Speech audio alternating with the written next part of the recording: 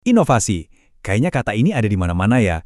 Kita semua ngejar inovasi, tapi kenapa kok banyak banget yang gagal di tengah jalan? Ternyata nih jawabannya tuh bukan karena idenya jelek, tapi karena kita seringkali salah fokus sama jenis masalahnya.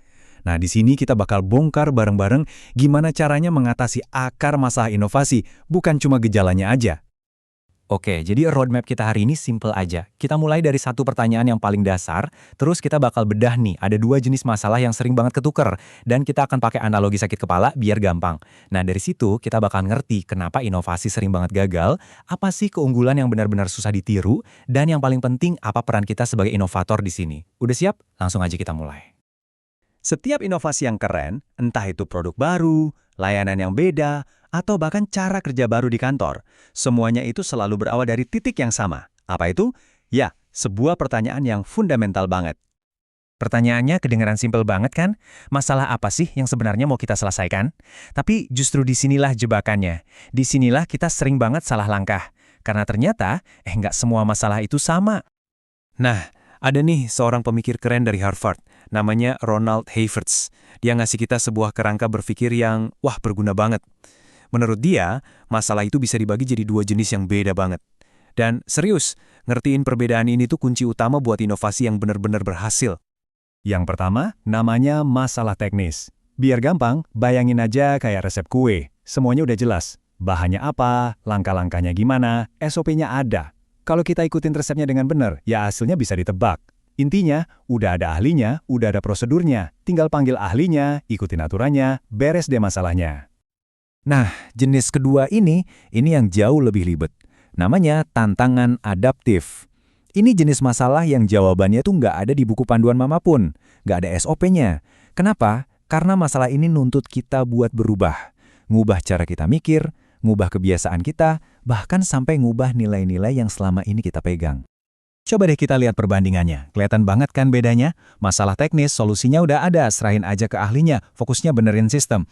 Tapi kalau tantangan adaptif, nah ini beda cerita. Solusinya harus dicari bareng-bareng, semua orang harus terlibat, dan fokus utamanya itu mengubah manusianya, perilaku dan pola pikirnya. Dan tebak apa? Inovasi yang sesungguhnya itu seringkali ada di sisi kanan ini.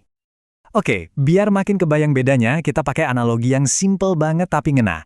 Kita sebut aja metafora sakit kepala.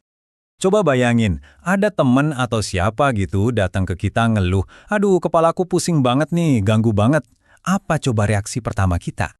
Ya, pasti kita kasih obat kan? Mungkin paracetamol. Nah, ini dia yang namanya solusi teknis. Cepat, gampang, instan. Gejalanya langsung hilang. Kelihatannya masalah selesai kan? Tapi sayangnya itu cuma sementara. Karena ternyata sakit kepalanya balik lagi dan lagi. Ini tanda-tanda kalau obat tadi itu cuma nanganin gejala di permukaan doang. Akar masalah yang sebenarnya itu jauh lebih dalam. Dan inilah dia akar masalahnya. Ternyata soal gaya hidup. Dia kurang tidur, makannya berantakan, kurang gerak, terus stres juga. Nah, ini semua kan bukan masalah teknis yang bisa diselesaikan sama obat. Ini masalah kebiasaan, masalah perilaku. Inilah yang kita sebut tantangan adaptif. Nah, ini dia inti perbedaannya. Paracetamol itu solusi teknis. Cepat, instan, tapi ya cuma sementara. Nggak permanen. Di sisi lain, mengubah gaya hidup itu solusi adaptif. Jauh lebih susah, lebih menantang, tapi hasilnya permanen dan berkelanjutan. Masalahnya benar-benar sembuh, bukan cuma gejalanya yang diredam. Oke, sekarang kita tarik analogi sakit kepala tadi ke dunia nyata. Ke dalam perusahaan atau organisasi kita. Kenapa ya? Banyak banget ide-ide brilian, inovasi yang kelihatannya menjanjikan, ujung-ujungnya gagal pas mau diterapkan? Jawabannya, seringkali cukup mengejutkan.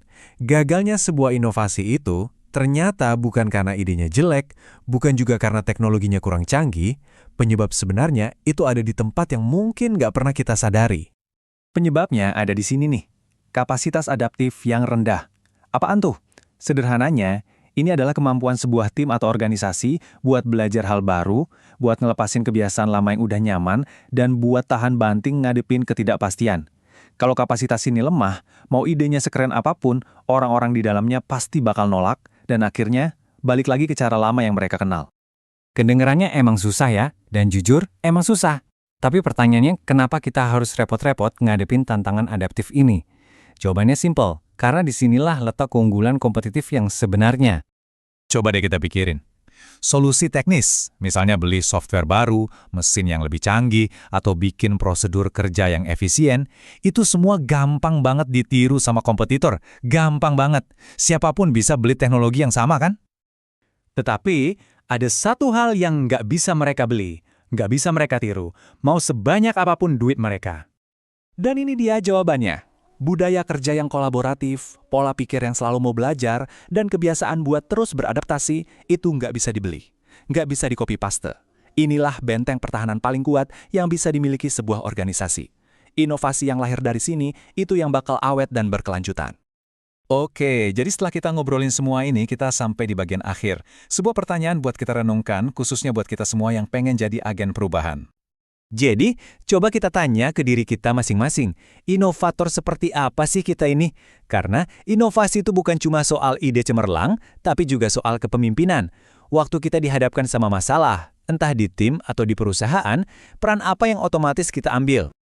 Nah, ini dia pertanyaan pamungkasnya. Apakah kita ini tipe pemberi parasetamol yang cuma nawarin solusi cepat buat ngilangin gejala sementara?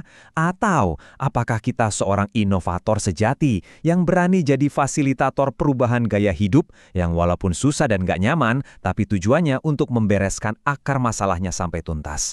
Pilihan ini bukan cuma nentuin berhasil atau enggaknya inovasi kita, tapi juga mendefinisikan siapa kita sebagai seorang pemimpin. Coba deh, renungkan.